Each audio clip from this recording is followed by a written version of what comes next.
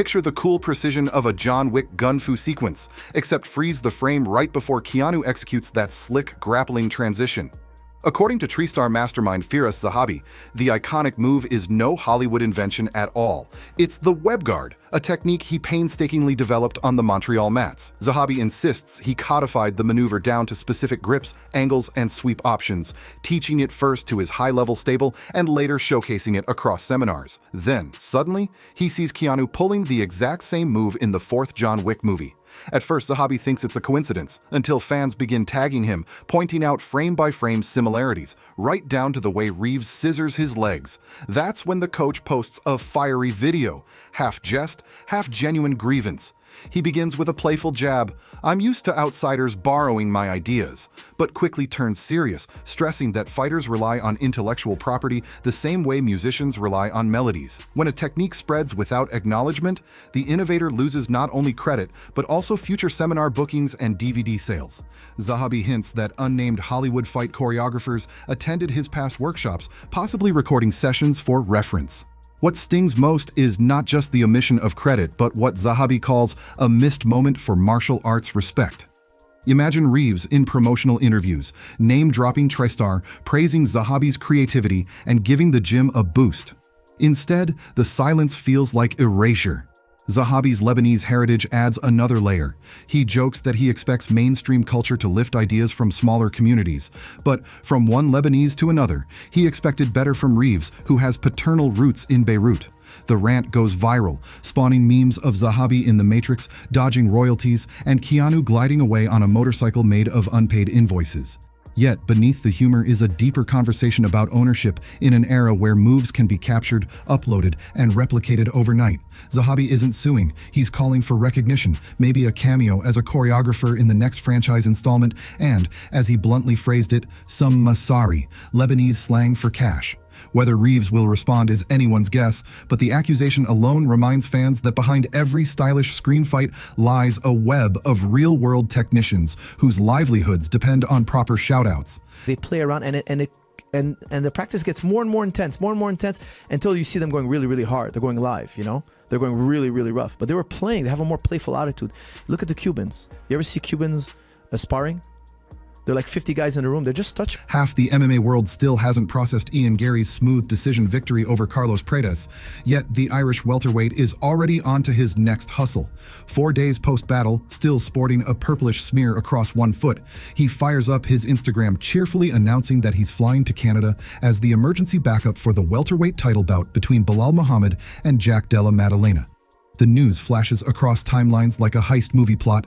One stumble on the scale, one unexpected illness, and Garry parachutes from standby to main event glory. He calls it the biggest heist in UFC history, and the confidence isn't empty bravado. Garry's unbeaten run, crisp striking, and flamboyant post-fight speeches have already made him a promotional favorite. But his real superpower might be timing. Fighters usually nurse injuries for weeks. Garry insists his bruises are cosmetic, flexes his toes, and demonstrates full mobility. He's essentially telling matchmakers, break glass in case of emergency. I'm certified fresh. Fans debate the ethics. Is he leapfrogging more deserving contenders? Garry shrugs. The UFC, he argues, is equal parts sport and spectacle. The man who shows up ready deserves the slot. And there's an undeniably Shakespearean tension here. Imagine Della Maddalena, a rising Aussie storm sidelined by a weight mishap. Suddenly, the brash Irish storyteller slides into the cage, snatching the spotlight like a thief in the night. If Garry succeeds, the heist label sticks forever. If not, he becomes a tragic understudy remembered for swinging too big. Either way, fans will tune in, which is precisely Garry's point. While Garry positions himself for a real belt, Joaquin Buckley crafts a different kind of currency, attention. In candid interviews, he admits his engagement metrics soar each time he brands Garry with the gleefully ridiculous nickname Cuck. It's adolescent, borderline cringe, and pure algorithm gold. Social media reaction videos spike, TikTok soundbites loop, and Buckley's own channel sees subscriber bumps whenever he leans into the feud. Critics say it's lowbrow marketing. Buckley counters that combat sports were built on trash talk from Muhammad Ali to Conor McGregor. He's just giving the people their modern meme-able version. The twist: Buckley doesn't want the fight now. He wants both men draped in gold first, envisioning a champion versus champion showdown dripping with narrative. Two loudmouths finally locked in a cage with everything on the line. By delaying gratification, he keeps the storyline simmering, each new insult adding a splash of spice. Ironically, the delayed bout makes Garry's backup hustle even juicier. If he steals the title soon, Buckley's dream matchup becomes reality faster. That's the genius of Buckley's plan. Either Garry rises, lifting their rivalry into a headline slot, or he falters, making Buckley look prophetic. In digital warfare, clicks are victory, and Buckley has figured out his cheat code.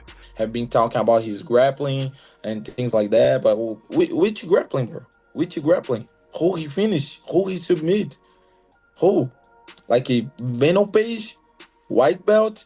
He don't know how to write jiu-jitsu. Quinton Rampage Jackson has spent decades fueling rivalries with primal howls and chain-whipping theatrics, but his dust-up with Kevin Holland might be the strangest yet. It started innocently, a guest appearance on Holland's podcast where jovial banter flew. Sometime after, Rampage dropped a playful diss track, spitting lines about Holland's pot smoke halos and cowboy cosplay. Holland laughed it off until the music video went live, racking up views. Cue the private messages. Holland, half angry, half hurt, telling Rampage the friendship was over. Rampage explains the song was meant to be tongue-in-cheek, a comedic roast in the grand hip-hop tradition. But he can't resist a critique. Holland, he says, squanders elite potential on weed sessions and Wild West aesthetics, brandishing his lever-action 45-70 rifle on Instagram rather than drilling wrestling defense. For a moment, the feud feels personal, until Holland's public response flips the script entirely. He tweets gratitude, thanking Rampage for the exposure, the rifle gifted during filming, and in a surreal twist, technically 8 heads of cow, payment from a sponsor who threw in cattle as part of a ranch-themed promotion. The internet explodes into disbelief. Memes of Holland riding a bull into the octagon flood Twitter. Suddenly, what looked like heat becomes humor, with both fighters trending for the sheer absurdity of a rap beef subsidized by livestock. Rampage shakes his head, amused but unconvinced. He still believes Holland could own a division if he traded cowboy hats for grindstone. Holland counters that individuality is market value. The rifle, the cattle, the charisma, those are puzzle pieces in the modern brand game. One thing's certain, if these two ever sign a bout agreement, the press tour will be appointment viewing. These guys, they think I'm finished. He said he's gonna retire me.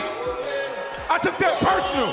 Bellator, y'all don't know what y'all messing with. I'm a monster. I'm taking everybody out. Anybody? Amid the noise, Alex Pereira drops a quiet video from Tokyo that stops scrolls for a different reason. There he is, the stone-faced knockout artist who once deadened Israel Adesanya with a left hook, ladling steaming portions of curry over rice, handing plates to unhoused individuals huddled beneath neon signs. Pereira doesn't narrate. The camera lingers on his cauliflower-eared silhouette, massive hands cradling delicate chopsticks, forging a tender contrast to the violent artistry inside the cage. Fans know Poatin's backstory. Indigenous roots in Brazil, youthful poverty, a journey through kickboxing rings in distant countries. His charity work feels authentic, not a PR patch but a full-circle moment. Feeding strangers because once he too worried about the next meal. Social commentators seize the clip, praising MMA's capacity for redemption, reminding viewers that fighters are more than highlight reel finishers. They are people forged by hardship, capable of empathy sharpened by struggle. The gesture echoes widely, from Japanese blogs to Portuguese outlets, giving Poatin's global stature a humanizing luster. Sponsors notice, journalists write think pieces, and fans flood comment sections with heart emojis. Sometimes, in a sport defined by chaos, a quiet act of generosity becomes the most resonant knockout of all. Not every headline this week carries existential stakes. Some just make you spit coffee in disbelief. Parabéns, agradeço, né, por ter proporcionado essa guerra, né, porque eu falei, a gente ia dar show. Ele foi cara, pô, que falou ali, pô, que ia ficar ali, pô, em pé, não ia para as quedas, e pô, a gente deu show. Acho que esse é o que mais. Cue Mike Perry's Overdogs podcast. Between stories of sparring injuries and barbecue recipes, Perry randomly asks co-host Ty Tuivasa if the earth might be flat. Tuivasa, never one for cosmic philosophies, leans back and deadpans, "Who cares?" The laughter is instant, but Perry doubles down, describing how he presses a ruler against a plane window searching for curvature. Tuivasa, incredulous, responds that he's usually too busy rubbing his forehead on the glass, trying to sleep off jet lag. The clip detonates online, partly because both men are such large personalities. Perry, with his unfiltered Florida man charm. Tuivasa, the shoey-chugging Aussie heavyweight who once danced to Barbie Girl after a knockout. Fans isolate the 4-minute exchange, creating edits where conspiracy graphics swirl around Perry's head while Tuivasa sips a shoey mid-flight. The debate is absurd, harmless, and precisely the sort of random novelty that keeps retention high. You tune in for fight analysis, you stay to watch professional punchers debate geography like high school slackers. Beyond the memes, the moment underlines MMA's singular culture. Where else does a serious athlete casually ponder flat earth theory while another shrugs, "I'd rather go to Miami than Antarctica"? It's comedy born from authenticity, uncoached, unscripted, and impossible to replicate in sanitized sports leagues. Viewers know that at any second, a routine interview can veer into the twilight zone, and that unpredictability is invaluable fuel for time-watched metrics. Just when fans thought Robbie "Ruthless" Lawler had ridden into sunset nirvana, glove-off retirement after a storybook knockout, news trickles out that he's still submitting anti-doping samples. Podcasts pounce, hosts ask the million-dollar question, is Lawler plotting a comeback? The 43-year-old laughs in that gravelly Midwestern tone, claiming it's standard procedure. He never officially pulled paperwork, so testers still drop by unannounced, but he refuses to shut the door completely. Life's unpredictable, he says. Never say never. For observers, Lawler's understated coyness is vintage. This is the man who sat stoic through an ear-splitting fight of the year with Rory McDonald, blood streaming into a grin. He's not about social media teases. If he returns, it will be quiet, then violent. His lingering presence in the pool does, however, signal a possibility. A short-notice scrap, a throwback slugfest, maybe a farewell tour at a sold-out arena craving nostalgia. Contenders line up mentally. Lawler versus Matt Brown 2? Lawler versus Nick Diaz trilogy? The mere speculation electrifies comment threads. The UFC understands the currency of legacy fights, so matchmakers are surely monitoring. Lawler, meanwhile, continues morning sessions in South Florida, training partners noting the familiar ferocity. Whether it's just muscle memory or the warm-up to a last hurrah, the shadow he casts keeps older fans engaged and younger viewers intrigued by highlight reels of tooth-rattling knockouts past. Nothing drives retention like the promise, however faint, of history repeating itself in real time. A long career. I've had a lot of people help me get to where I am today. Without them, none of this is possible, and I'm blessed. I'm grateful. And I'm grateful to be there to watch it. It's been an honor to call your fights. Thank you for everything. For now, hit that subscribe button and keep notifications on. Because in this sport, you don't just watch a fight, you ride a roller coaster of stories that twist without warning, explode without mercy, and leave you breathless for the next unpredictable turn.